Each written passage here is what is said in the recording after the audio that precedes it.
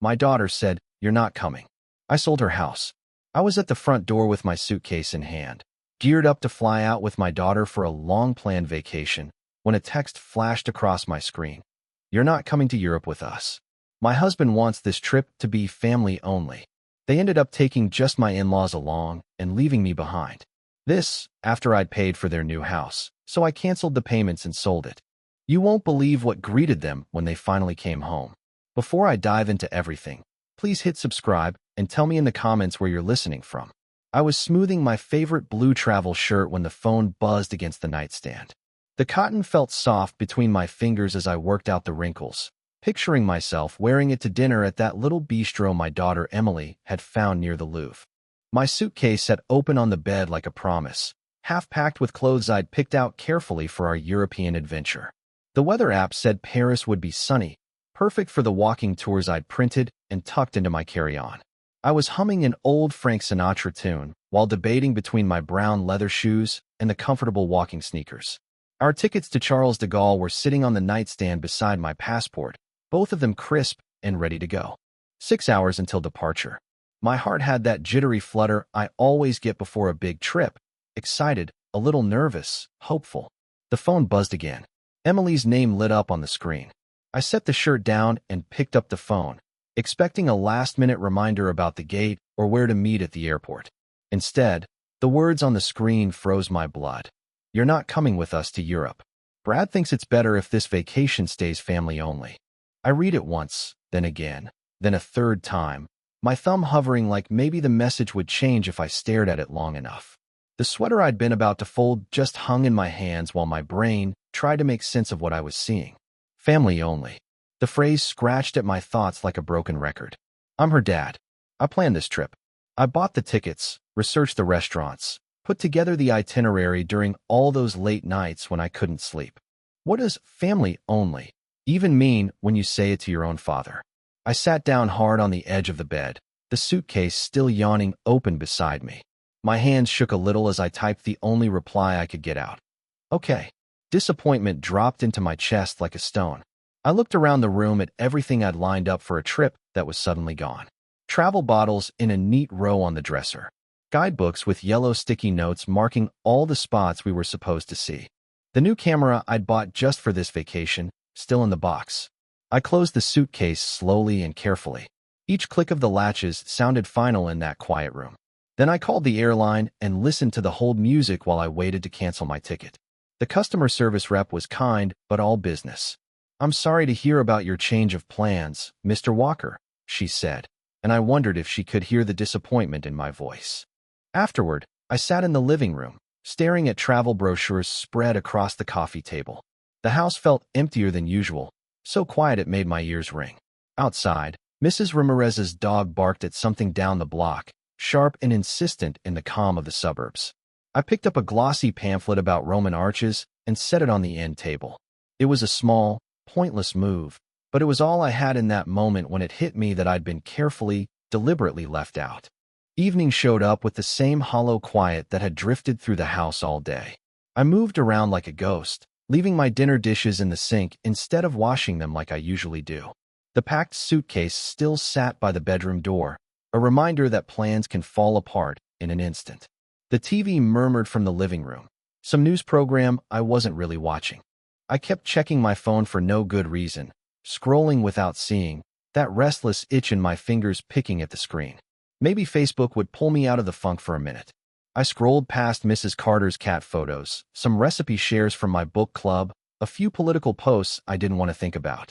The familiar blue glow felt weirdly comforting as the room got darker around me. Then I saw it. Brad's parents beaming in front of the Eiffel Tower, looking like they'd nailed the perfect tourist shot. The caption said, "Beginning of the best family vacation ever." It had been posted 2 hours ago. My thumb paused mid-scroll.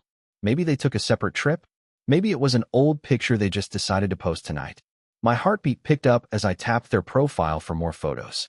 There it was again. Same day, same spot, but this time 4 faces. Brad's parents, Brad, and Emily, all grinning in front of a cafe with wine glasses sitting behind them. Emily's caption made my stomach drop. "So grateful for family time in the city of light." I counted the faces with shaky fingers. 1, 2, 3, 4. The word family burned in my mind like a brand. I set the phone on the coffee table, its screen still glowing with their happy faces. I stood up and walked to the kitchen window, staring at the warm lights across the street where a family was settling in for the night. The betrayal came in waves, each one heavier than the last. I picked up the phone again, hoping I'd misunderstood, hoping there was another explanation the pictures would reveal if I looked a different way. But the posts were still there, timestamps fresh, smiles bright and careless. The 4 of them in the city I dreamed about, working through the itinerary I'd put together. In the window, my reflection looked back at me, ghost pale and tired, with their group photo still shining on the phone screen behind it. The contrast felt like a punch, their version of family versus where I actually stood. I barely slept. Every time I closed my eyes, those photos flickered back to life. Morning crept in with a gray light, and I knew I needed answers. I couldn't let this sit without knowing why. My coffee mug rattled a little in my hands as I sat at the kitchen table, rehearsing what I'd say to Emily. Paris was hours ahead, so it was afternoon there. Good time to call. I took a breath and dialed. The international ringtone sounded fancy in a way that made the distance feel bigger. 3 rings. 4. Then her voice, bright, cheerful. "Hey, Dad." I could hear the city in the background. Street noise, the sound of Brad talking to someone. That lively buzz of a European afternoon. "I need to understand something," I said, skipping all the small talk. "What's that?" Her voice had that distracted tone, like she was looking at a window display or a statue. "I saw the photos on Facebook. Brad's parents are there with you." Silence. A long one. Then her voice shifted, defensive. "Dad, we can explain. You said it was family only. What am I then?" Her tone went colder. "Look, Brad said you can be overwhelming. He didn't want his vacation ruined." The word overwhelming landed like a shove. Ruined? I planned this trip. I bought the tickets. "And Brad's parents paid for their own," she said. "They don't expect us to take care of them constantly." Constantly. I repeated, letting it hang there. "I supported you both when." "That was your choice," she cut in. "We never asked for a guilt trip." I could hear Brad laughing in the background about something else entirely, his voice light and careless, like our conversation didn't matter. My jaw clenched. "Honestly, Dad," Emily said, each word getting harder. Brad was right. "You're too needy." The phone felt heavy. "I understand." "Good. We'll talk when we get back." "Understood." I hung up without a goodbye. I set the phone down gently.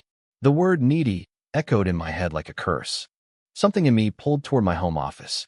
The walls were covered with family photos, me teaching Emily to ride a bike, her college graduation, her wedding day when I walked her down the aisle with tears in my eyes. My hands curled into fists as I looked at those moments I'd held on to, realizing maybe I'd read the whole relationship wrong. In one picture, I'm holding baby Emily, both of us smiling. My reflection in the glass showed an older man, harder now, with something colder growing behind his eyes.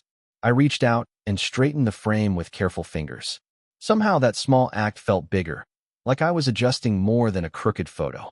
I stayed in the office, surrounded by proof of what I thought was love and what now looked a lot more like usefulness. Every photo told a story I was only just understanding. The wedding day I helped make perfect. I'd paid $30,000 for that. Every detail chosen to make her happy. The graduation picture.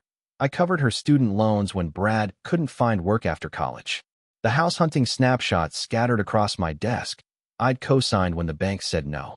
Christmas photos showed expensive gifts under trees I'd bought. Birthday parties where my presents were opened last, like an afterthought.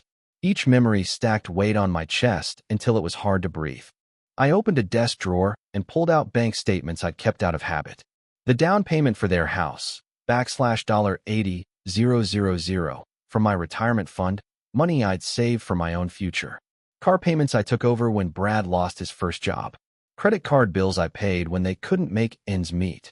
The vacation fund I'd built for years, the money that bought their flights. But it wasn't only the money.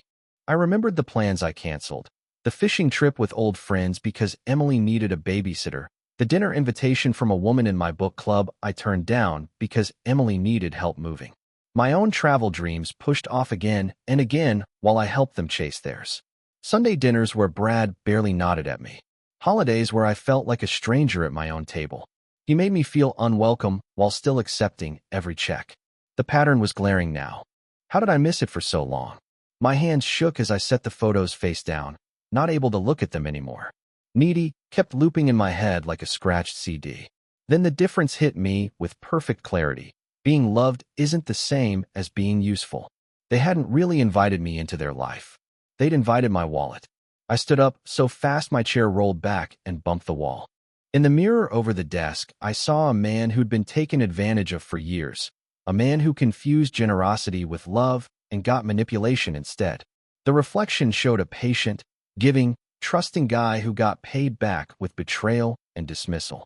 I opened my laptop and pulled up my bank account, the cursor hovering over the authorized users section where Emily and Brad had access. My finger trembled over the trackpad, one click away from changing everything. Then I closed the laptop. Not yet. Some choices shouldn't be made on impulse. Some choices need a plan. The office went quiet around me. The laptop shut like a door I wasn't ready to open.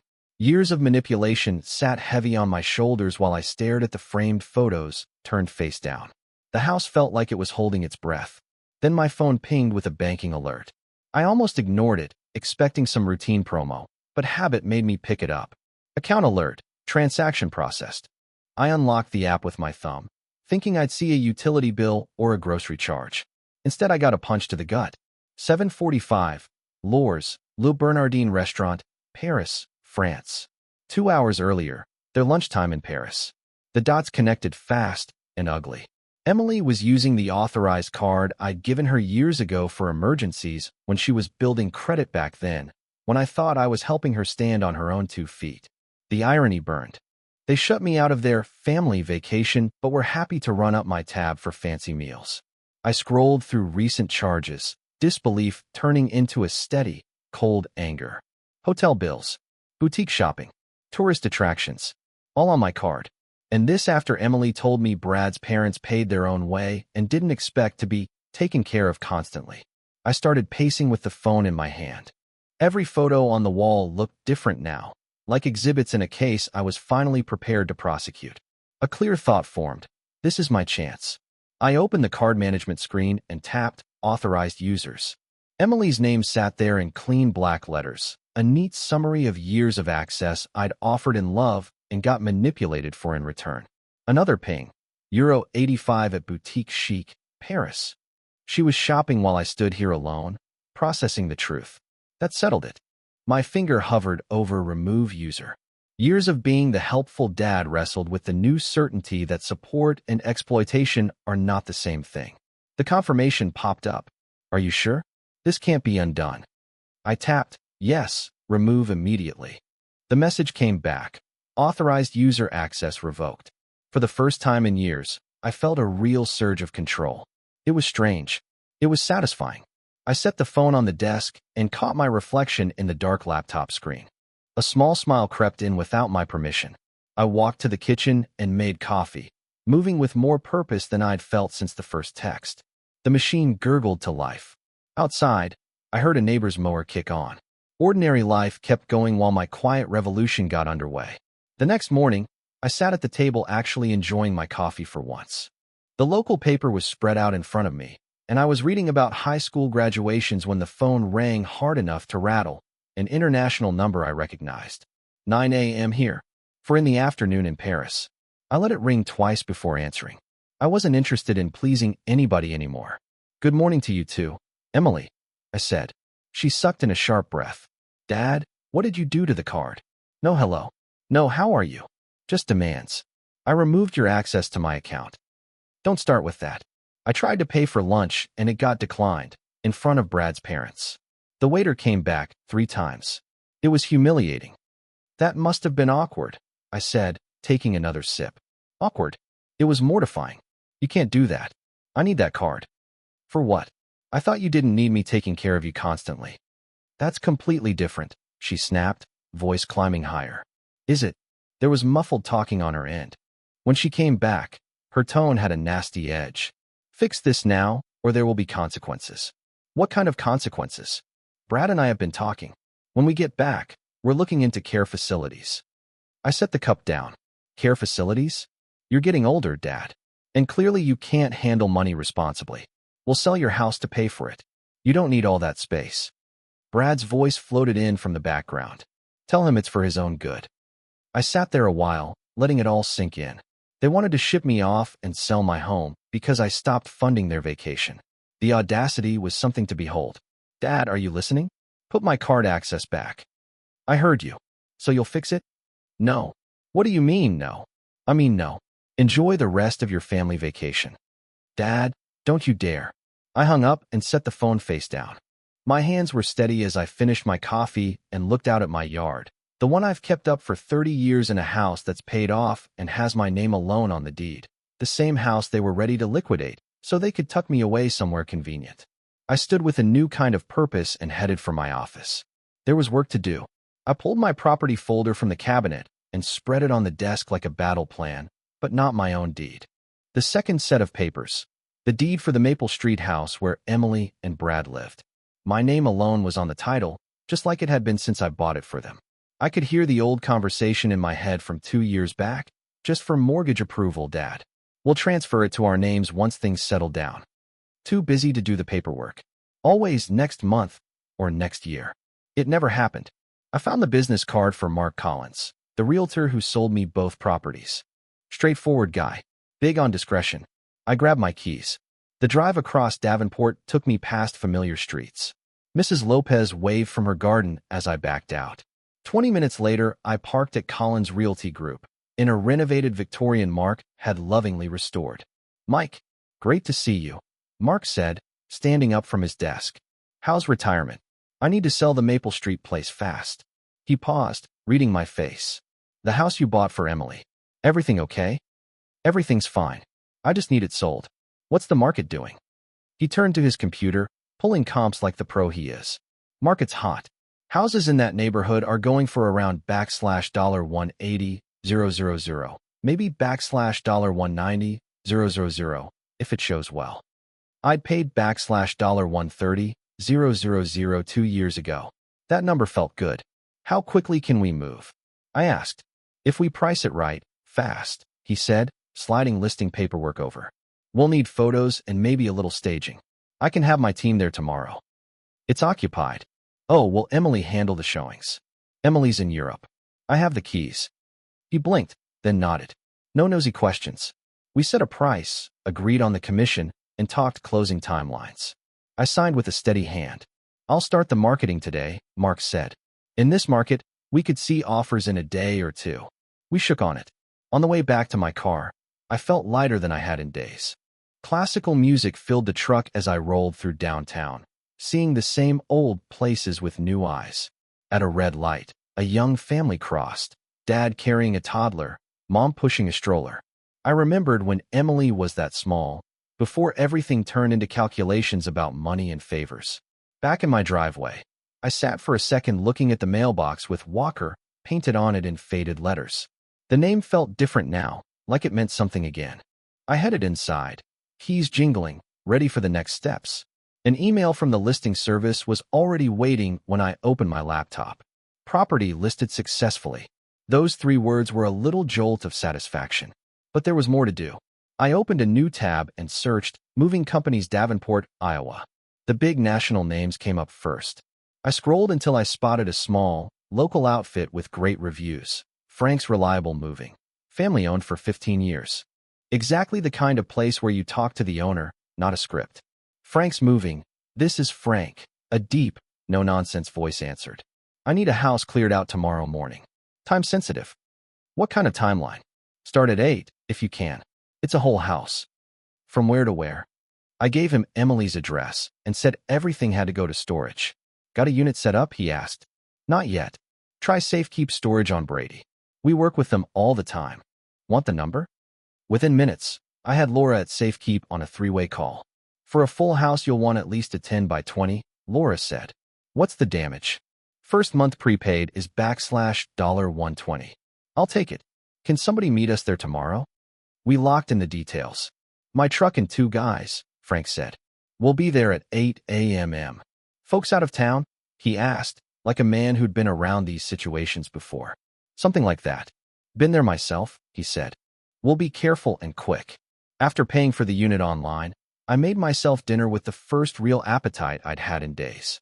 I set the alarm for 6:30, earlier than usual for a retired guy, and laid out my old jeans and work boots from my contracting days, back when I built my own life instead of bankrolling someone else's. That night I double-checked that my phone was charging. In the bathroom mirror, toothbrush in hand, I saw a man I barely recognized, someone ready to act, someone who'd stopped waiting for permission. I pulled up to the Maple Street house at 7:45 a.m., 15 minutes early, like always. The place looked different now, not my daughter's home, just a property that needed clearing. Frank's truck was already out front, engine idling in the cool morning air. Frank climbed out, a sturdy guy in his 50s with a practical look. His two crewmen, younger guys in matching shirts, were already unloading dollies and pads. "Mr. Walker?" Frank stuck out a calloused hand. "Ready to roll?" I opened the door with my spare key. The house was quiet in a way that felt fitting. We walked room to room, while Frank sized up the furniture in boxes. "This'll take 3 hours, maybe 4 with the heavier stuff," he said, making notes. I pointed out what belonged to Emily and Brad, which was everything. The pricey sectional I bought last Christmas. Brad's big home office setup with a gaming rig. Emily's wardrobe spilling across 2 walk-ins. The crew started on the bedrooms, wrapping and labeling with military neatness. I insisted on pitching in despite Frank's liability warnings. "I'm not that old," I told him. One of the younger guys grinned. Soon I was carrying boxes marked Emily, books, and Brad, sports gear, feeling a strange calm watching their things get packed cleanly away. In the closet, I found their wedding albums. Flipping through, I noticed I barely showed up. Brad's family was front and center. I was in maybe 3 photos, always at the edge. I closed the album and handed it to the crew. Room by room, we uncovered expensive items I'd somehow forgotten I'd paid for. Designer handbags, electronics, the leather dining set I gave them for their first anniversary. My back started to bark, but I kept going. Purpose carried me. In the room they once called a future nursery, I found a boxed-up crib they'd bought for someday. Doubt crept in for a second. Was I going too far? Then I opened a drawer and found Brad's old credit card statements. Luxury purchases during the same months they told me they were broke. The doubt vanished. "You good, Mr. Walker?" Frank asked when he saw me pause. "Just memories. Keep at it." By 11:30, we did a final walkthrough of an empty house. The rooms echoed. Afternoon light poured across bare floors.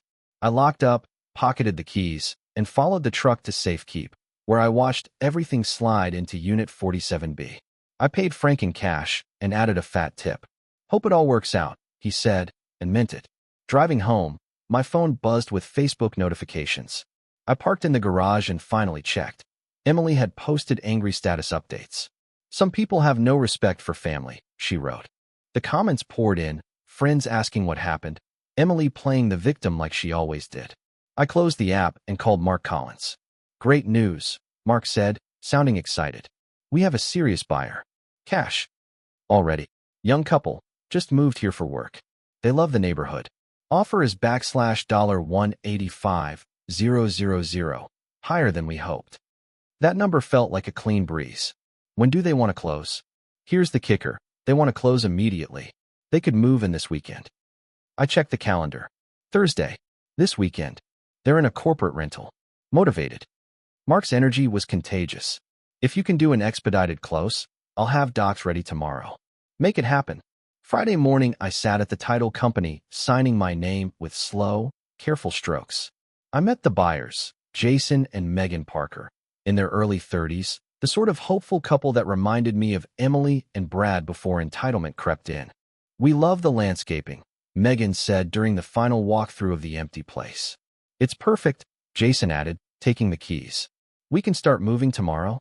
"Tomorrow works," I said. A few minutes later, the wire confirmation hit my phone. $185,000 closed. After fees, the net to me was $172,500. Not profit. Exactly. Just clean proceeds from a decision I should have made a long time ago. Saturday, I decided to drive by one last time. A U-Haul was in the drive. Jason and Megan were directing movers with that excited, nervous energy new homeowners get. A crib came out of the truck. New beginnings for a house that had seen too many disappointments. I parked across the street and watched Megan tuck flowers into the front bed while Jason started putting together a swing set. My phone rang with an international number right as a taxi pulled up to the curb. Timing doesn't get better than that. Emily stepped out first, jet-lagged but immediately alert. Brad paid the driver. Their faces went from confused to panicked as they took in the U-Haul and the strangers in their driveway.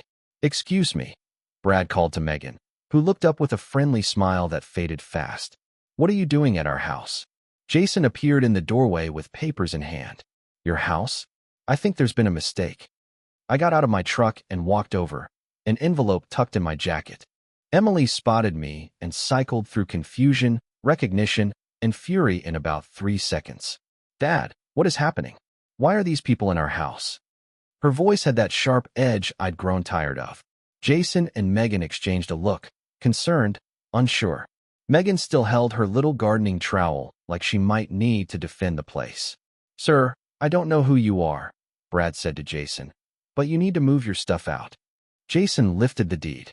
"We closed yesterday." "That's impossible," Brad snapped. "This is our home. Maybe we should call the police," Megan said softly but steady. "That won't be necessary," I said, stepping up beside them. "Dad, fix this now," Emily demanded. I addressed Jason and Megan first. "I'm sorry about the commotion. Please go on with your move." Then I turned to Emily and Brad. "The house was sold because it belonged to me." Brad's face flushed. "What do you mean, belonged to you? Check the original deed. It was never transferred to your names." "You can't just sell our home," Emily snapped. "I can sell my property," I said, calm as a stone. "Which is exactly what I did. This is theft. We'll sue," Brad said, practically shaking. "With what money?" I asked. "Didn't your card get declined in Paris?" Jason whispered to Megan. She nodded and headed inside their home. "Please," I told them. "Go ahead. This isn't your problem." Emily's voice cracked. "Where are we supposed to live? Where are our things?" I held out the envelope. Brad yanked it open and read, "Safekeep Storage, Unit 47B, Brady Street." "Storage?" Emily whispered. "You put our life in storage." "I preserved everything carefully," I said. "First month is paid." Brad crushed the paper in his fist. "This is insane. You can't do this to family." "Family doesn't exclude fathers from family vacations," I said. "That's totally different," Emily shot back. "Is it?" Brad stepped closer, trying to loom. "We'll fight this in court." "The sale is legal," I said. "The title was mine." Emily's voice shifted to the manipulative tone I'd known since she was little. "How could you do this to your own daughter?" I looked at her for a long second. "How could you do what you did to your own father?" Megan peeked out the door. "Everything okay?" "Everything's fine," I told her. "Enjoy your new home." Emily and Brad stood there on the sidewalk, luggage in hand, looking like tourists who'd stepped into the wrong life. I walked back to my truck, my work boots steady on the pavement. "This isn't over," Brad shouted. I started the engine. The classical station picked up mid-song. "It is for me," I said, and drove away. 3 months later, I was reading the morning paper when the doorbell rang. A process server handed me a stack of papers, Emily and Brad's lawsuit. I signed without flinching. By afternoon, I had the court's decision sitting on my kitchen table, case dismissed. The judge spelled it out plain. Owner had the right to sell, and their claims didn't hold water. They were on the hook for their own fees. My lawyer called. "Clean win, Mike. No room for appeal." A tiny article ran in the local paper. "Family property dispute resolved." I filed everything in a new folder labeled Legal Victory and went on with my day. The town buzzed for a while. At the coffee shop, I overheard folks say, "I always thought that son-in-law seemed entitled." Others said, "Mike Walker busted his tail his whole life. He deserved better." A few clucked their tongues. Families should stick together. But I learned to let that kind of talk roll off me like rain. I ran into Mark Collins at the hardware store. "How you holding up?" he asked. "Better than I figured," I said, and meant it. That afternoon, I wandered into the pet store I'd noticed a while back. A 3-year-old golden retriever named Cooper needed a home. His family was moving overseas. "He's good with people, loves car rides," the owner said. I knelt down and Cooper came right over, tail thumping, like he'd been waiting on me specifically. We clicked, him needing steady company, me needing somebody who wouldn't bail when things got tough. An hour later, Cooper rode shotgun in my truck, head out the window. Both of us pointed toward something new. That first night, he slept beside my bed, and for the first time in months, neither of us felt alone. With Cooper at my feet, I started researching travel trailers. Best RVs for senior travel led me to articles about freedom and simple living. At the dealership, sales folks were eager. I test drove a 25-foot Airstream, perfect size for one guy and a dog who'd already claimed the passenger seat. I sold my second car and used savings to buy it outright. Cooper took to RV life in about 5 minutes. We mapped a route, national parks, small towns, all the spots I'd put off while I was busy funding other people's plans. The morning we pulled out of Davenport, the house was set for a long break. I put my mail on hold and asked neighbors to keep an eye on things. I packed camp gear, Cooper's supplies, and one photo album, old pictures of Emily as a kid, from before disappointment rewrote our story. We rolled through town one last time. The places I'd known for decades looked smaller. On Maple Street, Jason and Megan's kids were playing in the yard, the house finally holding the kind of joy it deserved. The highway sign said, Colorado, 500 miles. Cooper's nose was out the window, my hand steady on the wheel. We were finally free. That evening we pulled into a scenic overlook in Colorado. I unfolded a camp chair and watched the sun melt over the mountains, the sky turning orange and purple, colors I hadn't stopped to notice in years. Cooper settled in beside me, calm and loyal, no agenda except to be there. For the first time in a long time, I was exactly where I belonged. If this story hit home, tap like, subscribe to the channel, and share your thoughts in the comments. To hear the next story, click the box on the left. Thanks for listening.